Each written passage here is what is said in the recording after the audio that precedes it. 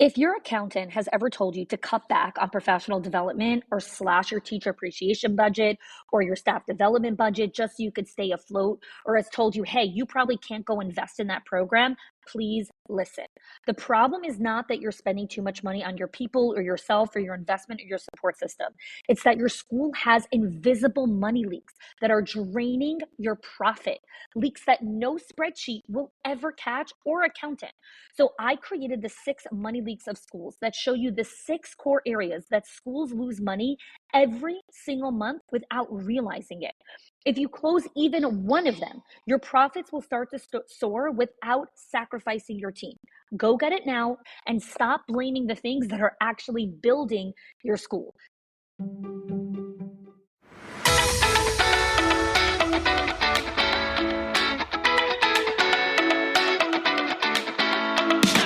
Welcome to the Schools of Excellence podcast, where we transform everyday leadership struggles into powerful legacies that impact generations.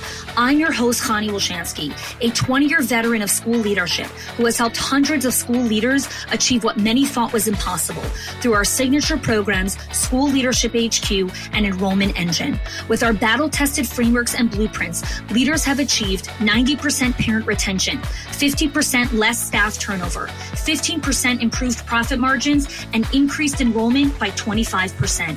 My mission is simple: to revolutionize school leadership by elevating the skills, the habits, and mindset of passionate leaders ready to create lasting change. Join me as we build your legacy of excellence, one transformative conversation at a time.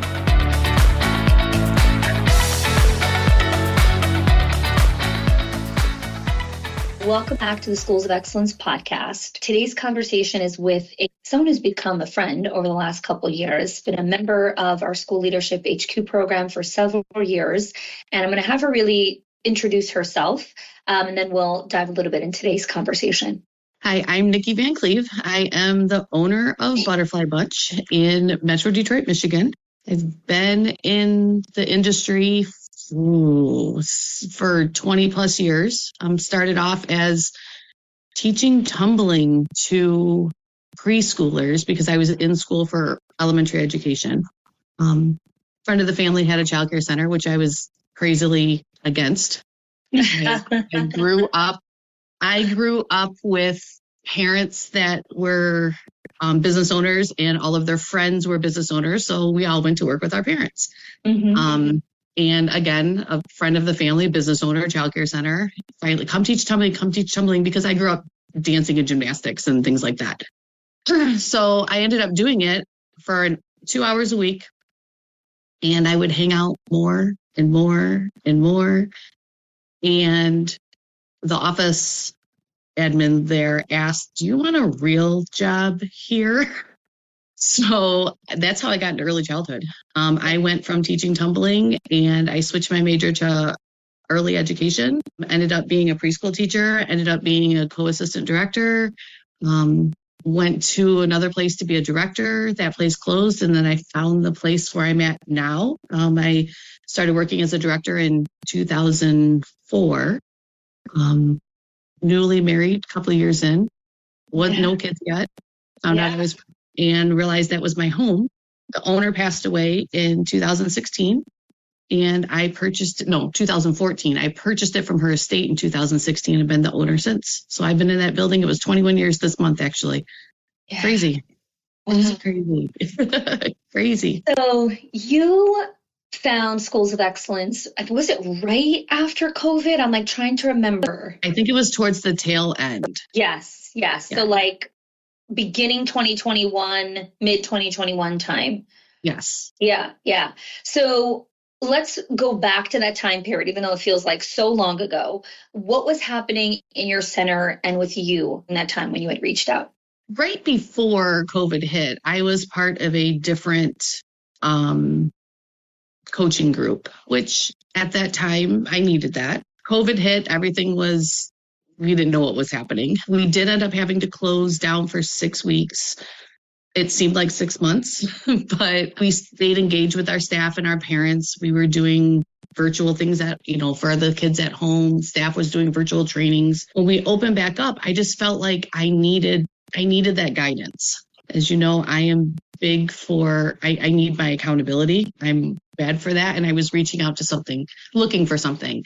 Yeah. During COVID, all these things were popping up. And every time I go to a conference and you were there, I always made sure I went to your sessions because I just felt like you were speaking to me. Nobody else in the room, just me. I know that's not true, but no, that's beautiful. That's what I want everyone to feel, right? Still, to this day, even when you ask me, what do you need? Tell me something you need. And I always, you tell me what I need without me knowing what I need. Yeah. So when I saw, I don't remember which one it was that we were taking during COVID and you were part of it. I just said, that's it. I need to reach out. I need something more.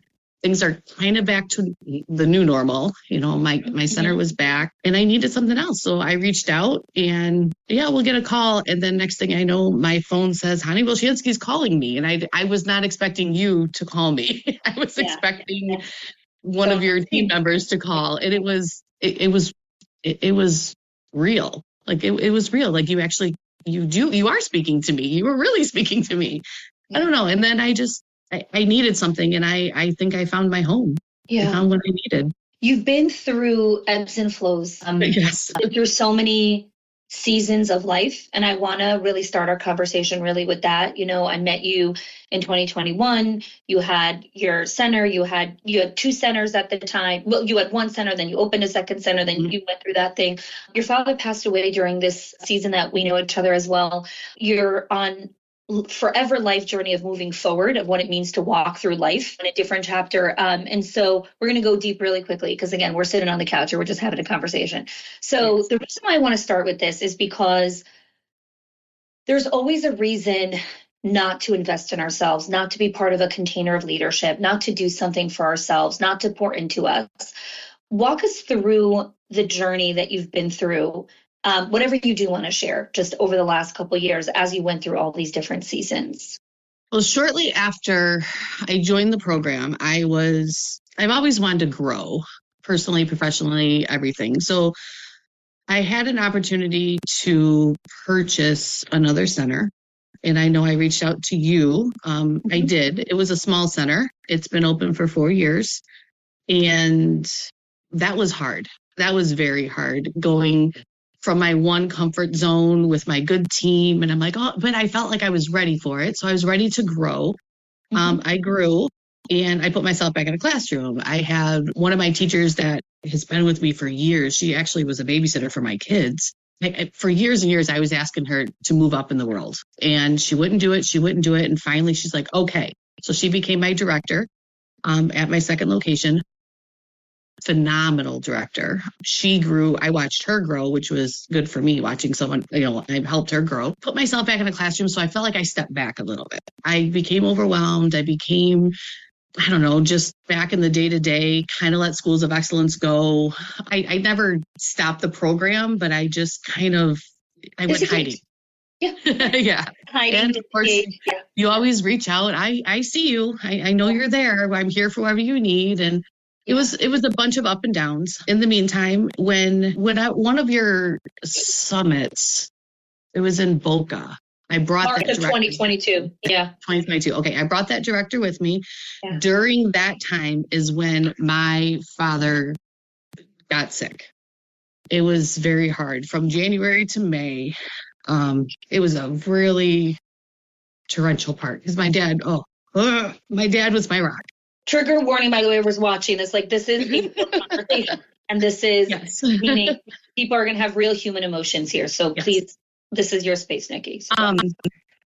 It was a really hard time, but and I had all my family, my friends, my mom, my sister, everybody was there, my directors, people, I don't know, my neighborhood, just everything was there for me. But you guys were there for me too. And I remember being at this is the silliest thing. I was being at the VIP event at the thing and my mom calls me and I'm freaking out and it was all good news. And I'm like, no, I need to come home. No, you're fine. And you guys just kind of supported me being there. It was the craziest thing. Went home, everything was fine. But even in person, supporting and things like that. Went home, whatever, kind of tried to get back to things because I went to the summit and revived me and want to do things and want to get back into it. And of course, and I try, and center's going a little better. First center's fine. Second center's going a little better. And then my dad passed away in May. Actually, we're coming up on the 3-year anniversary this month. Another down. Like I was going up, and then he got sick, and then up and down and up and down. Then I got this package in the mail from you guys. And I was just like, what is this? And it was a hug in a box. And it was, actually, I think it was on the anniversary of that. I don't know if it was at the actual. Yeah. It was the one. I think it was the anniversary of it. I got it. And just you guys being there, like just thinking little things like that. Like I still have that box sitting in my living room. I can still see it says a hug in a box, and it's sitting there. Nothing's in it. I just kept that box for some stupid reason because I know that you guys care. Yeah. Okay, beyond that season, if we get through that, then I feel like I'm being torn between my two centers because my original center that was doing great, I felt like I neglected them because I was putting everything into the other center. And then I remember talking to you about, I don't think I can do this anymore. And well, sometimes it's not for everybody. So I made the hard decision to close the second center. The letter went out to the parents recently. It's going to close at the end of the summer. And everybody's asking, do you want to do more? Do you want to do more? You asked me, and I want more. Because I have this thing where I feel like a failure if I didn't have it. And you opened my eyes. What season of life are you in? And I was like, oh boy, like my husband's getting ready to retire in the next couple of years. Do I really want to do this? Do I really want to put myself back into another center again? And I don't know. So right now I'm just sitting and waiting. Yeah. I'm getting through this season of combining the two together. With a lot of help from you guys. Yes.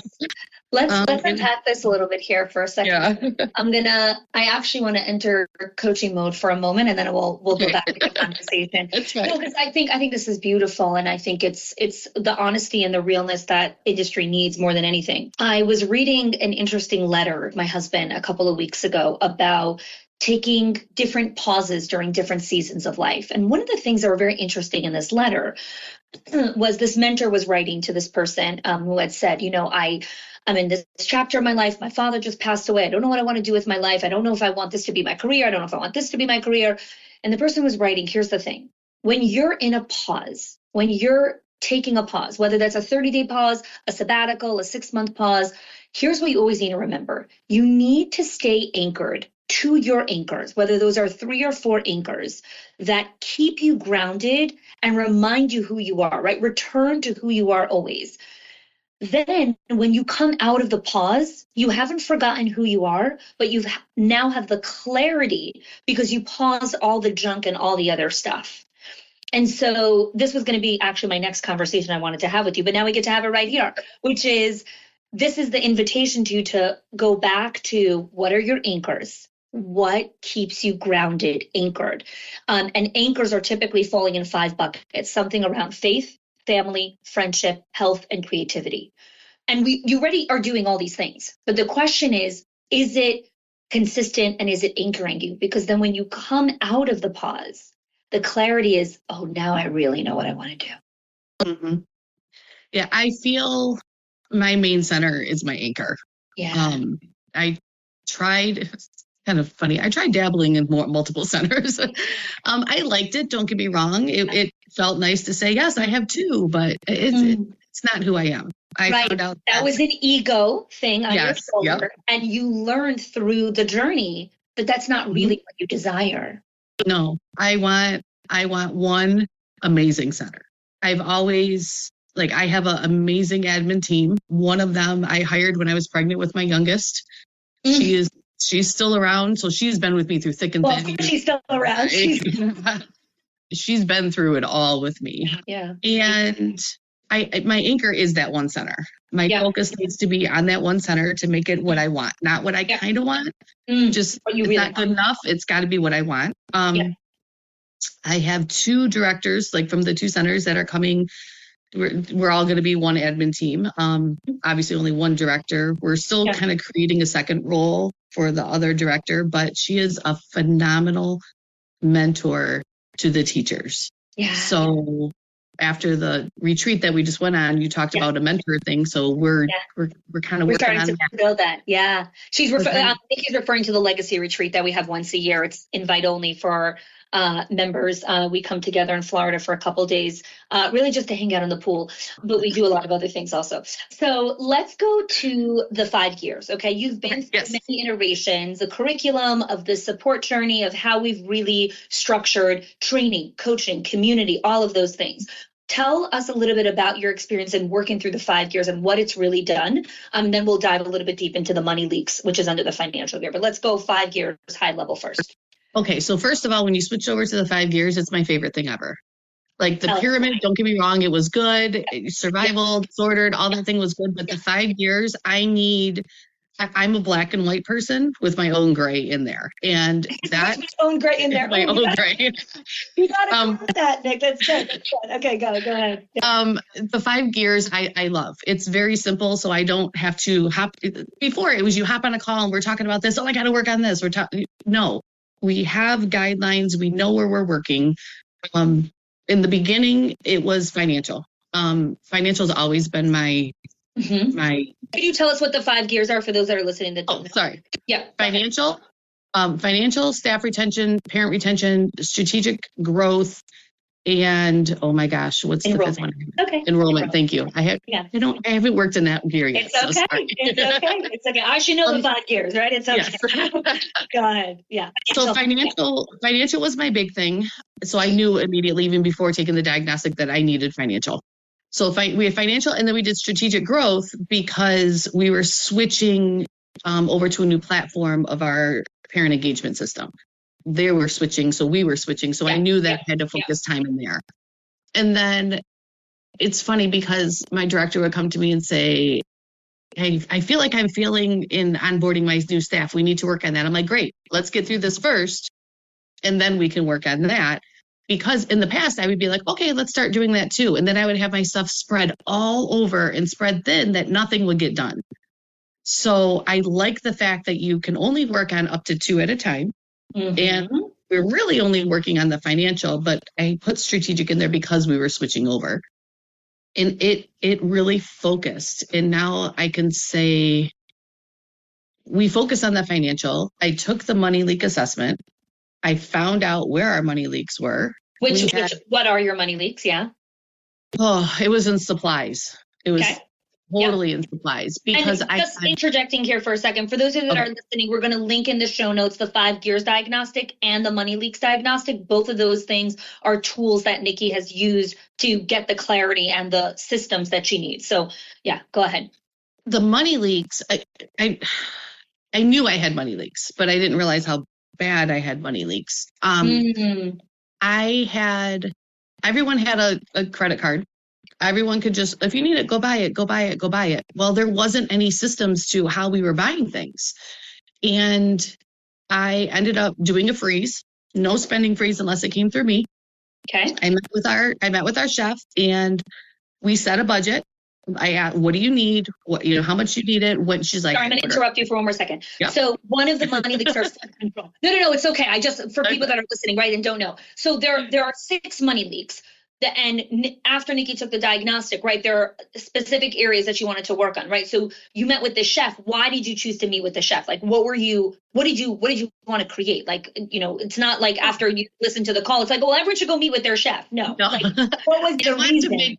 I wanted to make sure that there was a system of her ordering. Yes. Ordering, under ordering, just sporadically ordering. So we met and I make my menu by Tuesday. I order by Wednesday, sometimes Thursday, depending on availability of things. Everything's delivered Friday. And so I knew that everything had to be prepared for her. Like she needed to make sure she had access to everything at certain times. That was the easy one. She already knew what she wanted. She came in already doing this before, and that was heaven sent because the food program was new to us. Yeah, and one of the money leaks is food control. Yes.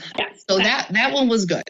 So she was the only one that didn't have frozen funds. Frozen credit card, yeah. Frozen funds.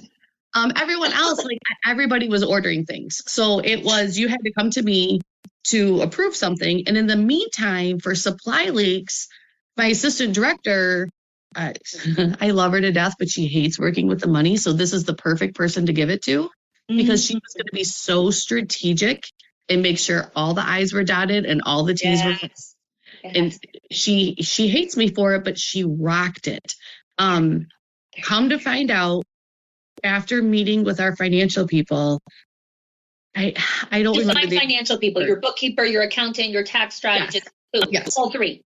My bookkeeper. Bookkeeper, okay, go ahead. My bookkeeper. After meeting with my bookkeeper, we found out that our supplies cut pretty much in half from halting everything, finding a baseline of what do we actually need, and then having a system of having to order it. So we took a month and we found our baseline. And now this month, I don't remember if it was last month. I don't know. She's doing it, not me now. I'm done with financials on her now. Exactly. Yeah. So she's tweaking it. And then she's got like 3 months to work with it until we get it, the fine tooth comb and everything's done. But now she has her budget. She can buy her things. And now that's only one person dealing with all the things. It has helped. It has taken stress off of me.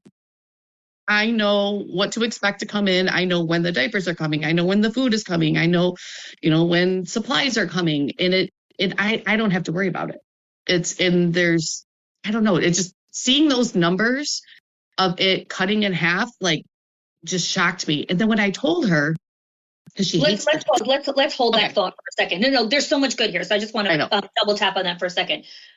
When I talk to people at events, at retreats, at conferences, wherever I go, and I'm like, you don't understand, like, you can actually cut your expenses in half just by taking this diagnostic. Nobody believes me, right? Because it's like, what do you mean? I've already tried to cut everything. I've already met with my accountant, right? And so can you speak to a little bit more clarity of like how that's why it's called money leaks, right? It's not called overhaul your entire financial system. It's a leak, right? It's the water that just drips very, very slowly ever. So talk to us about that. Like, what happened? Well, we have a supply room and we put a sign on the door of every time you take wipes, every time you take diapers, every time you take toilet paper, every time you take paper towel, like whatever. And you had to mark down what date you took it, how many you took, and what classroom it was. It opened the eyes to my teachers. Did I really take that much toilet paper? And we went back and we went through, I feel bad now. Like it opened the teachers' eyes of how much they're taking and how much they're wasting. And come to find out, like, they were wasting. They weren't, some were, yes, your bathroom has kids and adults. So you are going to take more toilet paper, and it makes sense. Yes. It was just, it saw how much it brought the teachers into it too. So they realized what they're spending and what they're wasting and things like that. Okay. So let's talk about that piece, right? So for those of you that are hearing, you're like, oh my God, how do I create a baseline? Those are all trainings that are inside our leadership HQ. But the other thing that I want to highlight here is where Niki's talking about, like, the teachers are part of the process. Every single member in your school is part of every single gear, right? Every single person is part of enrollment. Every single person is part of the financial gear. Every single person is part of every single gear. And again, when I communicate that, it's like, well, how are the teachers part of the financial gear? The financials are mine. I'm like, no. And here's just a beautiful example. This is how the teachers played a role in creating financial viability and better sustainability inside of your organization. Yes. And it was mind blowing. Like I was that person. That how can I do this? All right, let's try it, and it worked. Yeah. My thing is, don't get me wrong, I'm excited that the teachers saw that. But when I saw the growth in my assistant director taking, she just, I don't know, as I said, she's amazing. She's been there through everything, but she's always so unsure about herself. And when I sent the message to my admin team and she's like, toot, toot, I'm tooting my own horn. That got more joy for me than the actual saving 50%. Why? What did that do? Right? What was that? She's always so unsure of herself. And I always say, I would never give you something I don't think you could do. And for her to take ownership of it and realizing what she was doing, because once we set it up, I walked away. It's all her. And when she was doing it without asking me and double checking and making sure, and she took accountability, that to me meant more than, don't get me wrong, I'm excited that we saved the money, but that meant more to me than her just like, I don't know, just her self-awareness was. It's her stepping into real ownership and real leadership, which is what you've been desiring for the last decade.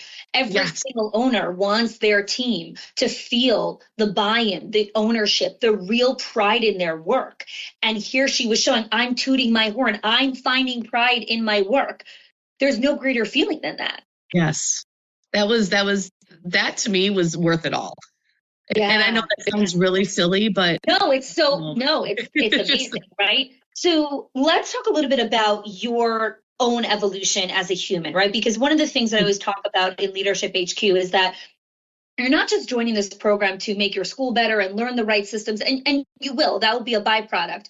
You're coming to change who you are. You're coming to evolve and to become a totally different version of yourself. And so I'd love, again, whatever you would love to share, who you've become, like, and what that journey has looked like. And you're still becoming, right? Every time I meet you again in person, right? I mean, we talk all the time, but like every time we meet in person again, there is a new Niki that walks through that door. So you invited me to the legacy retreat. I couldn't go the first year. And then the second year I got invited again. I'm like, all right, I need to check this out. I remember, this sounds horrible. No, it's so good. Tell me. Tracy Litt came. Yeah. And we're sitting down. First of all, we started with meditation. I was like, okay, this is a little weird. Okay, we're going to do meditation. I remember sitting there and my eyes are closed and it's really quiet. And I remember peeking out of my eyes. Are we supposed to still be your eyes closed? Because I've never meditated before. And I was, okay, eyes are closed.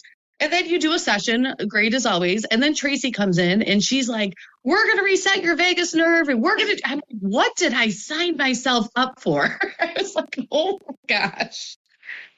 By the end of that, I was in tears because I was so overwhelmed and joyful of the things that I learned. If I told my friends that I'm going on this retreat to Miami to meditate and learn how to reset my vagus nerve, they would think I'm off my rocker. But that was 3 retreats ago. And to this day, I still meditate. I still reset my vagus nerve. I'm teaching my kids. They come to me all anxious. They're teenagers hitting adulthood. And they always come to me and I say, what do you need from me? And they're like, I just want you to tell me to just do this. And I'm like, okay, well, just do this. Well, that sounds crazy, Mom. Next thing you know, Mom, that worked. Yeah, you can reset your vagus nerve. It's kind of crazy, but it works. Yeah. And then when Tracy came back this last year, I was super excited to have her back. Mm-hmm. So call me crazy, whatever. Now I'm one of those girls that meditates and resets your vagus nerves. And I don't know. I feel like I'm always, I don't know. I'm always trying to find a better version for everything. Like when my directors and things come to me, they come to me with something and I always flip it around and I hate that you always find the positive. And I'm like, well, there's always 2 sides to a story. Like I just try to find to make things better. Yeah. And it was never for myself at first. It was always for other people. And now it's for myself. Yeah.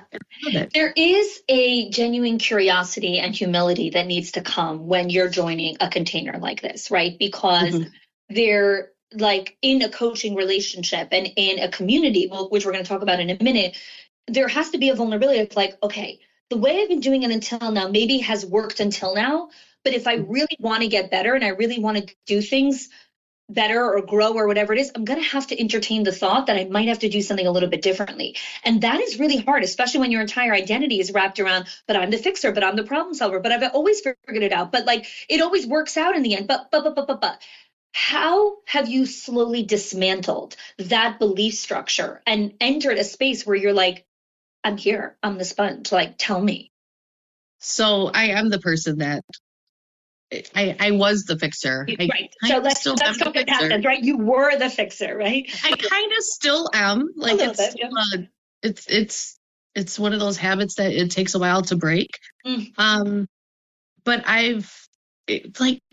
like any other owner, when you go away, you're always calling and texting and fixing things while you were gone. And I just went to, after this last retreat, I just went to another conference, and one of the questions that one of the presenters came up with is, how many people have heard from their centers? And everybody's hands went up in the room, but not mine. I was like, no, I didn't hear from my center. I'm like, oh, is that bad? No. And both of my directors were with me at that conference, and I asked them, they're like, no, we haven't heard either. And I was like, okay. I'm like, well, it's not on fire. It'll get there. So I've always had the mentality of it'll always work. It always works out. It might not be the way you want to, but I used to stress about it internally. Like externally, I would be like, yeah, it'll always work out. And then I'm like, okay, well, if it doesn't work out, I'm going to have to stop this and do this and do this. If it doesn't work out, it works out. It works out whether we want it to or not. Again, it might not be ours, but just stop stressing about it. Like, it took a long time to get there, but I'm getting better at it. You just, I don't know. I just have to, I've learned to focus on myself now. It's not. So I want to reflect back to you something, and I want other people to hear this as well. And this is like a huge part before we go into some of the last questions I have about community. Most people, when they start a journey of wanting to grow their school or wanting, or whatever self-improvement they start, health, wellness, marriage, parenting, pick your thing. They come because a crisis has hit them, right? Where they're like, oh my God, things are too crazy. You have to help me. But then what happens is the moment that crisis is over and they feel stabilized, they exit. And they don't recognize that the container that's holding them until now, the moment you step out of that container, you're going to start spiraling again and enter a new crisis, which is why we have to be so intentional about what are our anchors and what containers do we need to be in for the things that are important to us, right? For the values that we hold dear. And so the thing that I recognize so beautifully about your commitment, and you've ebbed and flowed, but recently you've been so consistent, is like you show up to the calls, to the strategic advisory, to the coaching call, to whatever it is. And it's not, you're not showing up because your hair is on fire and you have you're showing up because you know that being in that, well, actually, let me ask you, why do you show up now consistently? I know why you do, but I want to hear from you. Honestly, that it's my new anchor. I don't know. There's been so many times where I'm ready to get on a call with you, like in the past, where I'm like, I'm just going to drop the thing. We're just going to drop. I'm going to cancel. And then we talk and I end up in tears. I'm like, crap, I can't cancel. I need you. I need this. So it's not, I look at you this more as my mentor now versus my coach. I've learned so much about myself that I feel like I can't let go. A lot of times lately, all the calls have been pertained to me because now we're in the staff culture gear, and that's what I'm at now with our combining our centers. But even if it doesn't pertain to me, I still take notes because at the back, it still is going to pertain to me at one time. Not saying I don't work on everything else, but like I didn't remember the enrollment gear because I haven't had to work on enrollment. Knock on wood. And you it's, right. It's in maintenance mode. Focus. Right. Focus. Right. But I don't know. That is my anchor because I found that is what's helping me the most. Not just business, but like personal too. Like it teaches me to, focus on me. Yes, focus on everyone else, but I have to my mask on before I help other people. I don't know. It truly is my new anchor for, as I said, not just work, but for personal too. Yeah. And of course the community. Yes, so let's talk about community. And again, this goes back to so in 2020, right, when COVID hit, right, people were starving for connection, for relationships. And so a lot of people joined different online communities, different kinds of communities, and then it's fully petered out in 2022, 2023. However, I believe that community and relationships it's a constant. It doesn't matter what's going on in the world. And also relationships, this is my value construct, are the best investment, better than Bitcoin, better than real estate, better than any other thing, because when there's crisis, you can lose your pants. But if you have relationships, the wealthiest person in a crisis is the person who has the most people they can lean on and the most people that they can help. And that is the richest person in the world. And so this is my obsession when it comes to relationships, and how have you seen community within the Schools of Excellence community support you, elevate you be able to contribute, make your life better? So first of all, this morning I saw something. I was watching some things this morning and something popped up where somebody got a letter at a bridal shower about don't forget about your girlfriends. And they're like, no, I'm at a bridal shower. I'm supposed to do about my spouse and it's all about this. No, don't forget about your girlfriends because no matter what, your girlfriends are going to be there. And they listed about anything that, yes, my spouse might be there. Like, don't get me wrong. My husband has been through up and down with me with crazy, but my girlfriends, they're there.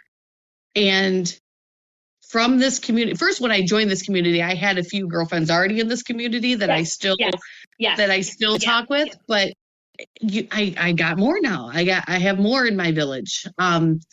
We have our own little group chat that we talk. I think we were strategically placed together on our little on the legacy retreat, which was very dangerous. We had to deem one of us the mother to make sure we went to bed on time. Next time I'll separate you guys. No, I'm kidding. But like, I don't know. We are there for each other, not just work related. I really think we talk more personal work. Sure. Don't get me wrong. Like, we got off the call the other day and I'm like, all right, what do you guys do for your standards and blah, blah, blah. We talked about all that, but we talk about, what's going on in our lives, our kids, our families, our husbands, our jobs. One of them is getting ready to come here to Michigan and we're going to, see the school, go to lunch and things like that. I said, it's more than, don't get me wrong, we talk work. And then somebody else that's in the program, she's local, but we're not close enough that we are competitors. And we actually get together once a month. Yeah. We get together once a month and go off our strategic advisory calls and work together on things because we have the same state laws. So it helps each other. So I don't know, just the community, whether it's online, it's virtual, it's text, it's in person, it's Facebook group. And our village keeps growing. Yes. It just keeps growing. It's I don't know. It's amazing. It's not just work. It's more personal than anything. So again, the school leadership HQ is not a program that you can just join.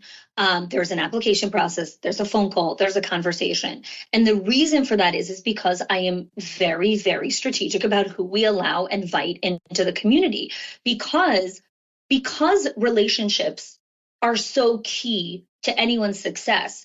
That means the people that we invite into this world need to be good humans. They need to be people that are building beautiful lives and beautiful schools, right? We have basically almost never invited someone into the program who is building to sell, where it's just like, I'm building a school, my focus is to sell, I've got to sell, let me build it up, let me scale, and let me get out. And it's like, no, eventually there's a lot of people who want to sell, exit, valuation, all of those things. But if your intention is, I need a flip, like I'm flipping houses, that's not what this program is, because you become a different person in the process. So 2 more questions, actually. How has your leadership team evolved and your staff as a result of you being in this container? So in the beginning, I signed up myself and my one director. Yeah. I've always been on board with your things. She was not. And I don't even know how long she was in, maybe a year, maybe a little longer. Yeah, about a year and a half, probably 18 months. Yeah. She's like, Niki, like, I love you, but I don't want you to waste your money on me. I don't get any value out of this. And I'm like, all right, whatever. So I dropped her. And that was really hard for me to swallow because this is what I wanted and I knew our company needed. Well, I didn't stop. I stayed in it. Someone else that was in one of my village members that was in there, I reached out to her and I'm like, well, how do you feel? And she's like, well, this was a thing. Like I told my directors they have to do it. And I'm like, well, if they're not comfortable. So I just let it go. A couple months ago, every month we have a director's meeting. And a couple months ago, I'm like, that's it. They have to read. We listened to one of the strategic advisories and it was about the calendar. And for the longest time, my girls have to-do lists. Don't get me wrong, I have to-do lists too, but I evolved in the calendar and every time I pull it up, they're like, that gives me anxiety. That just gives, and I'm like, guys, I still have a to-do list. Like, here's my calendar, but under the calendar is my to-do list of what I need to do in this section. And when we watched the video and then the next month we came back and she's like, I got my to-do list. She's like, oh, no. And I'm like, you did? And she goes, I got my calendar. That's what it is. I got my calendar. And the other one's like, can you help me with that? Because I just can't do it. So then they were helping each other. And she's like, no, we need to do this. And I looked at her and I'm like, oh, we need to do this now, like 3 years later. And she's like, I wasn't in the mindset then. She goes, I have grown and now I see the mindset. She's like, and I'm ready now. Yeah. So that I was like, oh, proud mom moment. It's finally there. Yes. But So now- again, what does it come from? Go ahead. Yeah. Oh, just from the consistency, from me doing things, we taking things from what I learned from you and putting them into our team. Like, it's not just me doing it, it's everybody doing it, whether they're part of the program or not. They're now they are, because the program like, now they're a part of the program. Yes. We changed the model. Yeah. Now they're invested, whether they like it or not. Yeah. No, not really, but they're ready for it. But they just weren't ready before. Yeah. Yeah. So I have some reflective questions for you. As you know, you're an owner. You also were the director and all these different things. A lot of times owners hear conversations or go to events, and there is a constant notion of, I don't need anything, my directors do. I'm good, my directors need training. I know what I'm doing, my directors need help. Speak to why that is a toxic belief and how we dismantle that. Like, what's broken in that belief structure? You can't do it without your team. Like, I couldn't do what I do without my directors and my assistant director. Right, no, they say that, but they're like, but they need all the help. I don't need it. Because they need the buy-in. Like, they need to understand why they're doing it. They can't just, if I tell them to do something, they're okay, why? Like, they need to know why. They need to live it and breathe it, and it needs to become theirs. A while ago, my director and assistant director came to me. They're like, so we did something. And I'm like, what'd you do? Well, we revamped, this was like a couple of years ago. I remember that. Yeah. Yeah, we revamped our onboarding thing. And I was like, at first I was mad. I was like, no, that's my job. And then I'm like, I didn't say that to them, but I was thinking I was mad. And then I went through and I'm like, I'm not the one that does the onboarding. So why should I be making it? They're the ones that do the onboarding. They know what they need, and they did it and it worked. And now here we are, 2-3 years later, we need to fix the onboarding process. So we're going to do it. We're going to take what we're learning from you, but they just need the buy-in. They need to make it theirs, because this kind of happened as I said, we went away. Oh my God, I can't talk. We just went away to a conference. And then after we do a conference, we stay and do a few working days. And after that, we learned a lot of getting buy-in and things like that. But we came to the conclusion that we think all three of us have outgrown conferences. We learned the same thing from all the sessions. Don't get me wrong, we got something from all the sessions, but we learned the same thing in all the sessions, that we feel that we have grown as a team, not just me, but we have grown as a team, that we need something like what you have, like that you're giving, that we can make it our own. Like, tips and tricks are great. And I know you say that and I'm stealing your words, but we don't need that anymore. We need to know why we're doing it. We need to make it ours. Yeah. It's more authentic that way. I just feel like it's more authentic. Your entire culture and team has graduated to a place where you're not firefighting and grabbing for the quickest snack. You're really looking for sustainability, longevity, and that isn't built through tips and tricks. It's built through proper diagnostics, proper systems, proper rhythms, proper infrastructure. And the reason why I tell leaders why they have to be part of this, and it's not just about their team, is that you need to have the embodiment of what it means to grow and evolve as a leader, and not, right? So like my mentor, Todd, right? Like, I wouldn't continue going to him if he wasn't constantly growing and evolving and becoming better, because at a certain point, we're going to meet, and then you can't be my mentor anymore, right? And so this is why I'm obsessed with relationships and mentorship and coaching, because I have to constantly be evolving and growing so I can pour into the people that are in this container and that are trusting our company with that. I remember going to a conference a while ago, being one of my directors, and we were literally the smartest people in the room. Whew. And we looked at each other, and I said, we were in two separate sessions, and we met at lunch, and I'm like, what are you getting? She's like, nothing. I'm like, okay, we have to find one thing. We have to find one thing. We search for that one thing. I go, as soon as you get that one thing, we can go. Like, we are literally wasting our time. And it felt horrible, but we learned that we can't be the smartest people in the room. Yeah. And you're right. You do have to keep growing. Yeah. So you've been in this program for, at this point, almost 5 years. Well, 4.5, 5 years, right? And a lot of times when people hear, they're like, wow, that's a really long time. She must have a lot of problems, or she must have a lot of issues, or she probably can't really do things on her own. That's why she needs so much help or hand-holding. That is a lot of the narrative that people have when they're part of containers.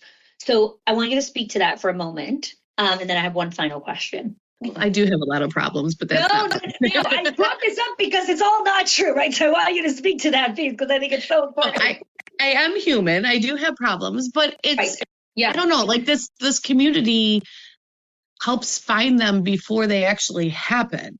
Yes. Like we're ready for it when it comes. Yes. We're ready for about 95% of the things. There's things that pop up that we're like, what do we do? Yeah. And that's what your community's for. That's what, reaching out is for. Before I used to just go into hiding, and you used to call me out all the time to myself, not in front of everybody, but I would go into hiding, and it took me a while to realize, no, you guys are here for me. In the beginning, I thought I would, always when you join something new, you feel like you're going to get judged. I can't ask that. I can't do that. But now I'm like, I don't care. I'll ask. Yeah. Like when we went to when we were at the last legacy, somebody came up to me. I know you. You're the one that always talks on the things. And I was like, oh. And I'm like, you're going to learn. I'm the one that always cries at the retreat. I always talk at the calls and I cry at the retreats. Yeah. So again, like there's always going to be something that's going on in our life. And the thing is that when you're in the container, the mentor, the coach, the guide can witness your journey and point out, hey, there's boulders up ahead. Hey, right? And can create the experience in such a different way. And it doesn't always have to be, we're okay, we're in crisis. We're okay, we're in crisis, right? Like creating more stability within that. Go ahead. Yeah. No, it just, like we knew with the merger coming up with the two centers going into one, I knew I was going to have a culture problem.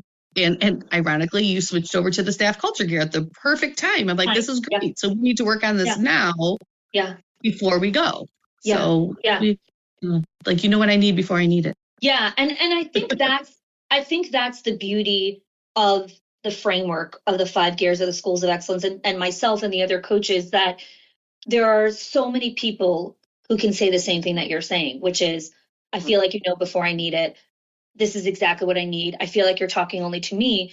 And when someone's watching from the outside, they're like, how is that possible? How could so many people all feel the exact same thing? And that is the power of really just being present and intentional and staying attuned to what's happening in the industry. That's why I'm always talking to people, right?